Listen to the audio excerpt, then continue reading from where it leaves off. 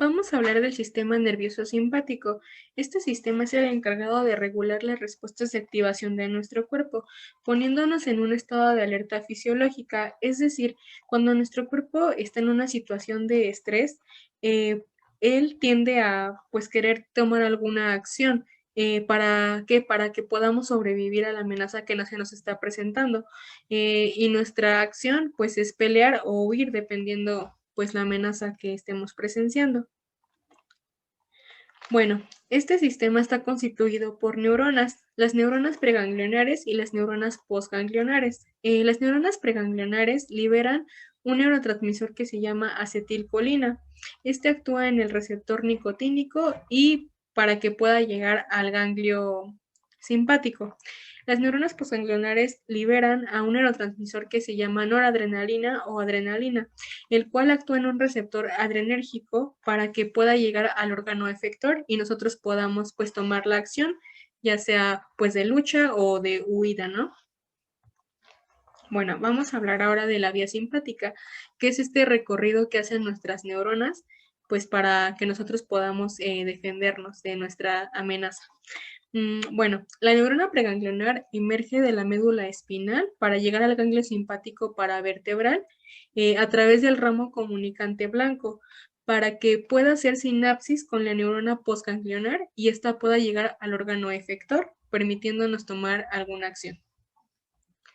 Bueno, este sistema se encuentra en la médula espinal desde T1 hasta L2, por eso también es conocido como sistema toracolumbar y es de naturaleza adrenérgica. Ahora vamos a hablar un poco del esquema de la división simpática. Bueno, primero, obviamente todo se lleva a cabo en la cadena paravertebral simpática. Eh, Primeramente, las neuronas preganglionares de T1 llegan al ganglio cervical superior y las neuronas postganglionares llegan a las arterias carótidas para inervar a nuestro ojo, la mucosa nasal, glándulas salivales, glándulas sudoríparas y también a nuestra piel. Y las neuronas postganglionares de T1 a T4 se dirigen a nuestros nervios cardíacos para inervar el corazón, los pulmones y la tráquea. Todo esto sucede a través, a nivel del plexo cardíaco y pulmonar.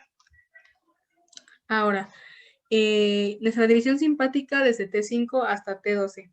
Aquí nuestras neuronas preganglionares se dirigen a través del nervio esplénico mayor y menor, llegando al ganglio celíaco y se pueden conducir ahora para inervar a nuestro hígado, a nuestro estómago, a los riñones, al vaso, a la vesícula biliar y las glándulas suprarrenales. Por último, al final de nuestra médula espinal se encuentran las partes de L1 y L2, donde nuestras neuronas preganglionares se dirigen a los ganglios mesentérico superior, inferior e hipogástrico a través de los nervios esplénicos lumbar y el nervio esplénico sacro. ¿Para qué? Para inervar a nuestros intestinos, a nuestra vejiga, al útero y a los testículos también. Bueno, ahora mis compañeros van a explicar pues los órganos efectores de este sistema. Ok, hablaremos sobre el efecto simpático que ocurre en los músculos del ojo. El primero son los músculos circulares, que no poseen inervación. Segundo, los músculos radiales, que su efecto simpático es la dilatación de la pupila, o también conocida como midriasis. Este es cuando tu pupila se hace más grande para obtener una mejor vista, ya que normalmente la luz suele disminuir o disminuir su intensidad. En el músculo ciliar ocurre la relajación del músculo y la acomodación del cristalino para la visión lejana. Bueno, aquí tenemos la primera imagen del lado derecho, que vemos una pupila con luz normal y con una luz menos intensa, y esta provoca que se haga más grande o se dilate. Glándulas. En las sudoríparas, su efecto simpático es que estimula la secreción localizada. En las lagrimales, salivales, ocurre la vasoconstricción que inhibe la secreción de ellas. En las gástricas e intestinales, inhiben las secreciones. En los pulmones ocurre la dilatación de bronquios y bronquiolos. Aquí tenemos dos imágenes sobre unos bronquios en estado normal y unos bronquios muy contraídos, que normalmente suele ser alguna enfermedad. En este caso tenemos un bronquiolo asmático. En el corazón, su efecto simpático es el incremento de la frecuencia y fuerza de contracción, también conocida como taquicardia, y ocurre la dilatación de las arterias coronarias. Es decir, que las arterias se hacen más grandes y así ocurre una mayor fluidez de sangre. El efecto simpático del vaso sanguíneo cutáneo es la constricción, es decir, la disminución del diámetro de un tubo. En este caso, sería la disminución del diámetro del vaso sanguíneo. Arterias coronarias y los vasos sanguíneos de los músculos esqueléticos ocurre la dilatación. En los vasos sanguíneos del sistema digestivo y de los pulmones ocurre la constricción y en la del riñón no posee inervación. Hígado. Estimula la glucogenólisis y origina disminución de las secreciones biliares.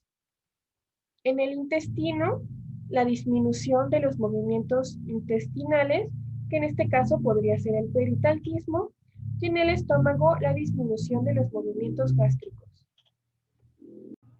Y bueno, continuando con los efectores viscerales y su efecto simpático, tenemos la médula suprarrenal. El efecto simpático que tiene es que desencadena la secreción de adrenalina y noradrenalina. Continuando tenemos el páncreas, específicamente los acinos e islotes pancreáticos. El efecto simpático que tienen es la inhibición de secreciones exócrinas. Continuando tenemos el vaso, el efecto simpático de este es la contracción del mismo y el paso de la sangre en él almacenada a la circulación general. Posteriormente tenemos la vejiga. El efecto simpático que tiene es que inhibe la emisión de la orina por relajación del músculo detrusor, además de que también genera la contracción de los esfínteres. Tenemos también los músculos piloerectores. El efecto simpático que tienen es una contracción que provoca la erección de los vellos, lo que se conoce como piel de gallina. Muchas veces esto es provocado por alguna emoción fuerte. Un ejemplo de ello es cuando escuchas tu canción favorita, la sientes tanto que se te pone la piel de gallina y te puedes dar cuenta que está provocando una emoción en ti. Además de que también funciona como un regulador de temperatura. Aunque si bien esto no nos funciona mucho a nosotros, puesto que no tenemos un pelaje, ¿no? Pero sí les ayuda a los animales, además de ayudarles como un regulador de temperatura también, les sirve como un mecanismo de defensa, ya que muchas veces al erizarse tienden a verse más grandes, más imponentes y con ello pues alejan a sus depredadores. Además de que en el caso del pavo real, esta edición de los vellos se puede ver en sus plumas al momento de abrirlas, les sirve como mecanismo de apareamiento para conseguir pareja. Y bueno, también es considerado un vestigio evolutivo, ya que pues nuestros antepasados sí contaban con un pelaje que les cubriera del frío. Y bueno, continuando, tenemos el sistema genital femenino, específicamente el útero. Su efecto simpático es que inhibe la contracción si la mujer no está embarazada y la estimula en la mujer que sí está embarazada. Y por último tenemos el sistema genital masculino. El efecto simpático que este tiene es la eyaculación. Y bueno, eso sería todo de mi parte. Sistema nervioso parasimpático. Esta rama del sistema nervioso es la cual se encarga de volver a un estado de reposo tras un periodo de gran gasto energético de nuestro organismo. Se encarga de regular y desacelerar el organismo, permitiendo así recuperar energía a la vez que permite el funcionamiento de diversos sistemas. Neuronas preganglionares. Estas neuronas son la primer motoneurona de una vía autónoma en donde se establece una sinapsis con una neurona postganglionar. Las neuronas preganglionares del sistema parasimpático tienen su soma en núcleos del tronco encefálico o en la columna lateral de la médula espinal sacra, por lo cual reciben la designación de división craneosacral. Y bueno, en este esquema tenemos una representación esquemática de la disposición de las vías aferentes y eferentes del sistema nervioso autónomo y las respuestas que originan, basándose en el núcleo del tracto solitario. En la porción craneal de las neuronas preganglionares se sitúan en los núcleos eferentes viscerales, de donde distribuyen sus fibras periféricamente por lo que son los nervios craneales. Un ejemplo de esto es el núcleo de Edinger-Westphal, el cual se encuentra en el nervio motor ocular común. Este núcleo forma parte del componente funcional del núcleo oculomotor, con dominio parasimpático. Se relaciona también con el músculo ciliar y el esfínter de la pupila, provocando así respuestas reflejas de los músculos lisos del esfínter a la luz y a la acomodación. A diferencia de clásicas neuronas de Edinger-Westphal preganglionares, las cuales contienen acetiltransferasa de colina, las neuronas del no preganglionar núcleo de Edinger-Westphal contienen varios neuropéptidos, como lo son la urocortina y la transcripción regulada de cocaína y anfetamina. El núcleo salivatorio superior y lagrimal. El nervio facial. Este nervio es un nervio craneal mixto, es decir, que contiene fibras sensitivas, así como motoras. En este nervio se forma el séptimo par craneal. Este nervio parte del tallo cerebral justo entre el puente troncoencefálico y el bulbo raquídeo. Controla los músculos de expresión facial, así como el sabor en los 2/3 anteriores de la lengua. También suple la inervación preganglionar parasimpática y a varios ganglios nerviosos de la cabeza y del cuello. El núcleo salivatorio inferior, o nervio glosofaringio, es un nervio también conocido como noveno par craneal. Este también es un nervio mixto, es decir, sensitivo y motor, el cual emerge del bulbo raquídeo del encéfalo. Esto es muy importante ya que una de sus funciones es sensitivo general de la mucosa de la faringe, la amígdala palatina, el tercio posterior de la lengua, la trompa auditiva y el oído medio. También es sensitivo para la presión arterial y la química del seno carotidio y el cuerpo carotidio.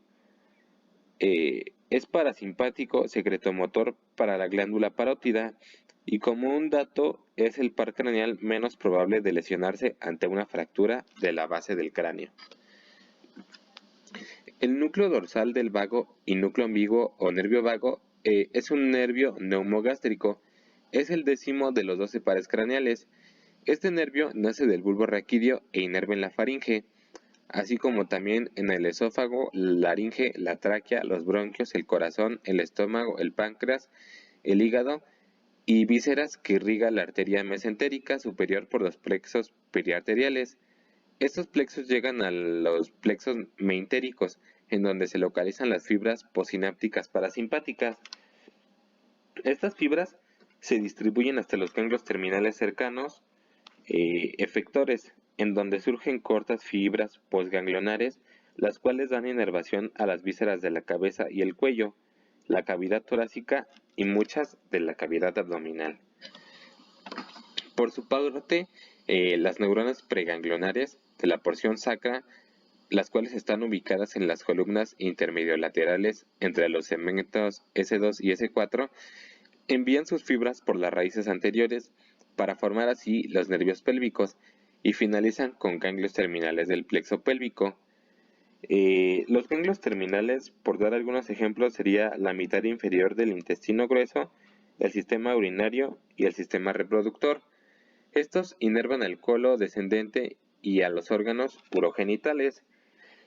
Los plexos viscerales son redes nerviosas, las cuales poseen componentes simpático y parasimpático. En esos plexos se ubican ganglios parasimpáticos. Los plexos reciben el nombre de la estructura en la cual inervan y permiten llegar la información así de forma más amplia. Y bueno, un ejemplo de un plexo sería el plexo de Meissner. Este plexo se encuentra situado en la capa submucosa de la pared del tubo digestivo. Su desarrollo es más importante en lo que son el intestino delgado y el intestino grueso. En el esófago es casi inexistente y en el estómago es escaso. Este plexo está formado por un grupo de neuronas interconectadas, las cuales incluyen motoneuronas, interneuronas y neuronas sensitivas. Algunas de estas neuronas inervan en las células secretoras que están situadas en la mucosa del intestino, controlando así el proceso de secreción. Bueno, yo les voy a hablar sobre los ganglios. Los ganglios son un grupo de cuerpos celulares neurales que se encuentran fuera del sistema nervioso central. Como podemos ver aquí, la acetilcolina es un neurotransmisor que participa en la sinapsis de las neuronas preganglionares con las neuronas postganglionares, al igual que participa en la sinapsis de las neuronas postganglionares y las células efectoras. También por esto se dice que el sistema parasimpático es colinérgico.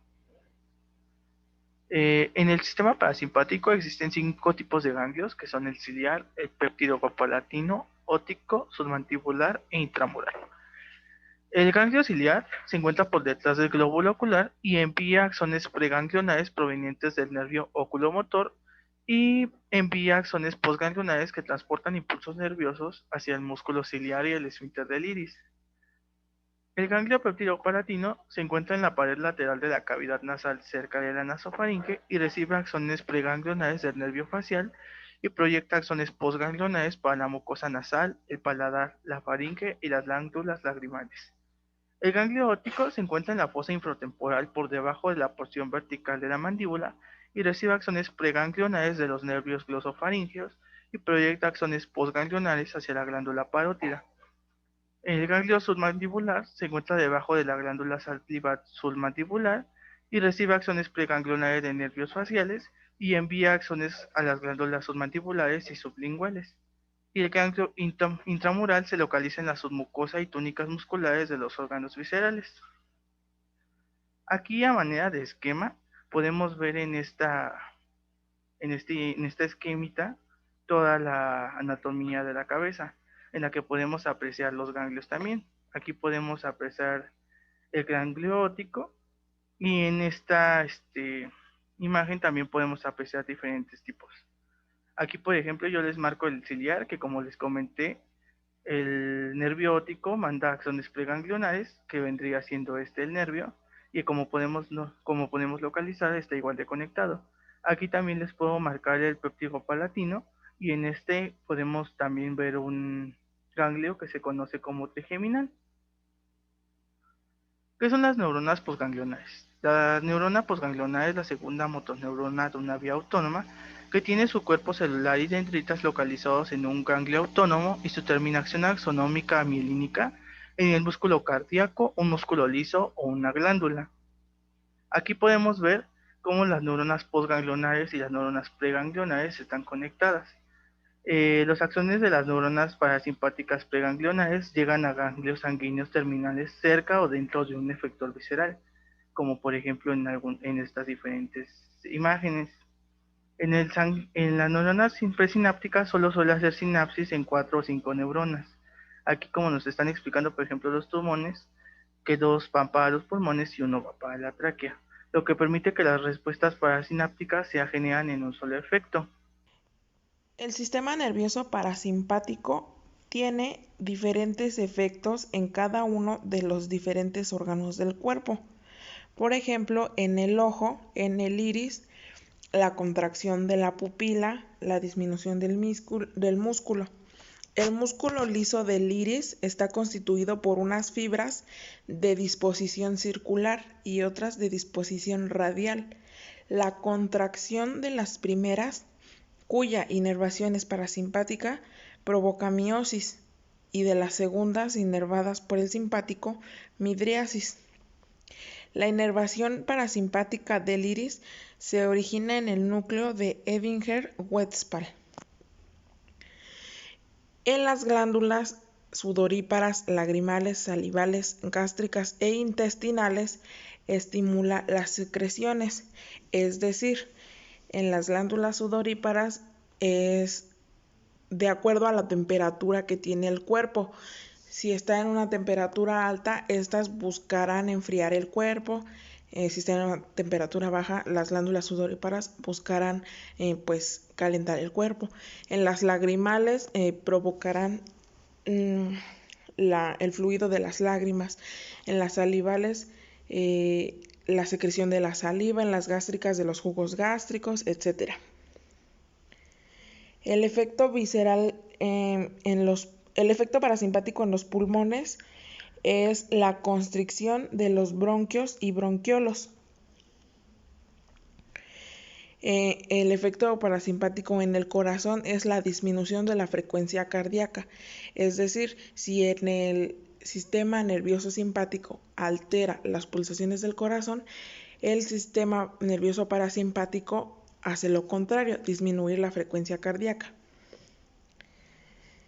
En los vasos sanguíneos, arterias, sistema digestivo, riñón y pulmones, no poseen inervación y en algunos de ellos, por decir en las arterias, la dilatación, es decir, que agranda el paso por el cual, agranda los tubos por el cual pasa la sangre.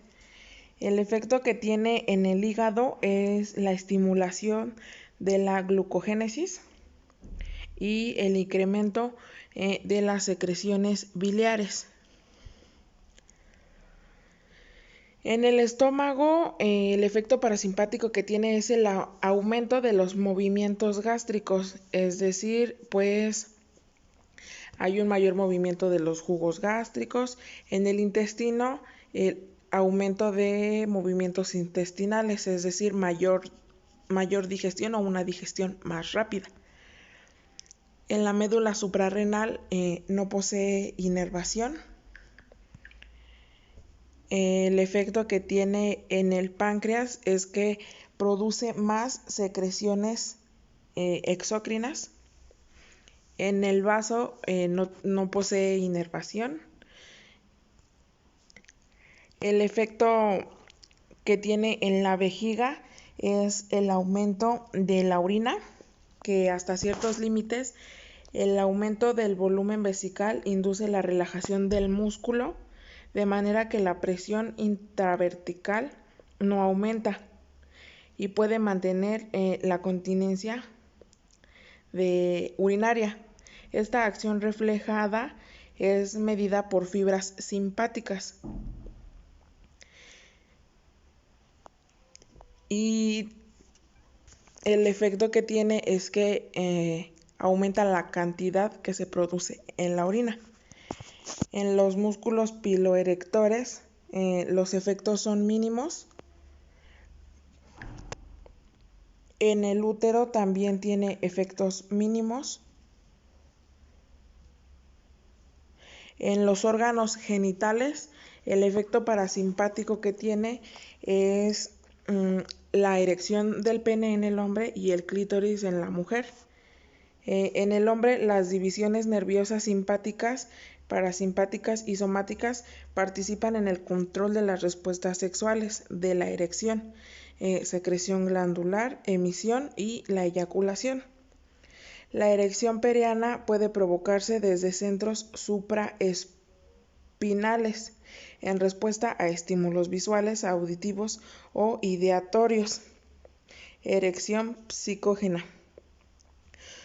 En los genitales viajan nervios pudendos a los segmentos espinales sacros.